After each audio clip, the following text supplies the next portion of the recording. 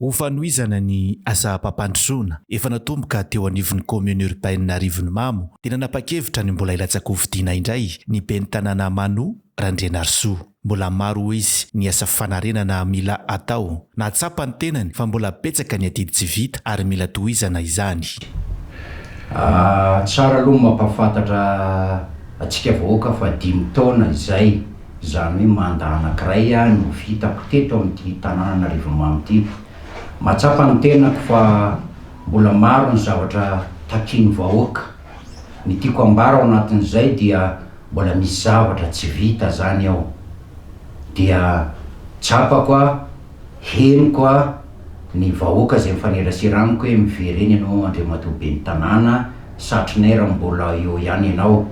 Dia tiako manambara ny fomba ofisialy amin'ny anarako manokana fa efa tafapetraka androany ny dossier ny atota taratasy izay ilatsa-kofidiana.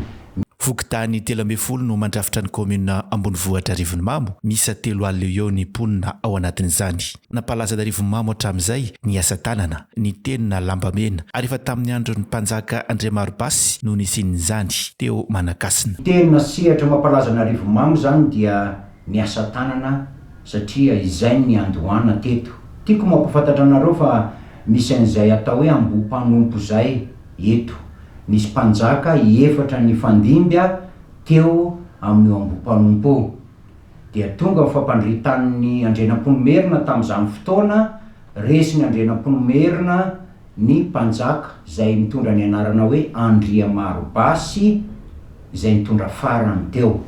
Nanomboka teo zany dia andrenam-ponomerina no nifehy ny tany sy ny fanjakana. Ny asa fiveloman'ireo mponina tao amin'ny fokotany manakasina ankehitrindreo dia ny nampiakanjo an'ny mpanjaka Andriamaribasy, lamba mena izany. Teto amin'ity commune Ambonivohitra Arivomamo ity zany azo lazaina fa ny tenina lamba mena ny tena be mpanao. Tokony ho amafisina izany ary ho ampiroboroboana ny sehatry ny famoronana asa. Zany aza nefa dia manana ny maharary azy ny vahoaka rehetra any amin'ny isam-boatra tsiraray avy any. Ireny zany dia ho tohizana ary ihany koa ho ampina fa indrindrindrindra ho atsaraina amin'ny alalan'ny fiaraha-miasa amin'ny vahoaka. Ny amoa dia izay ny tena apetrako ho fantatry ny be sy ny maro.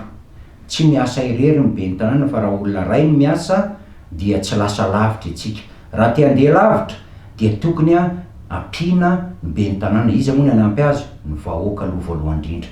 Fa ny faharoa dia ireo mpiara-miombonantoka ary ny fahatelo dia mangataka ny fitondram-panjakana hanampy hatrany amin'ireo foto-drafitr'asa izay efa napetrany teto amin'ny tany sy ny fanjakana, zany hoe eto amin'ny firenena izany. Dia ny anahy zany ny tena fandarana asa koa rehefa tonga eo amin'ny toerana, satria izay le fanontaniana dia ny tena famoronana asa.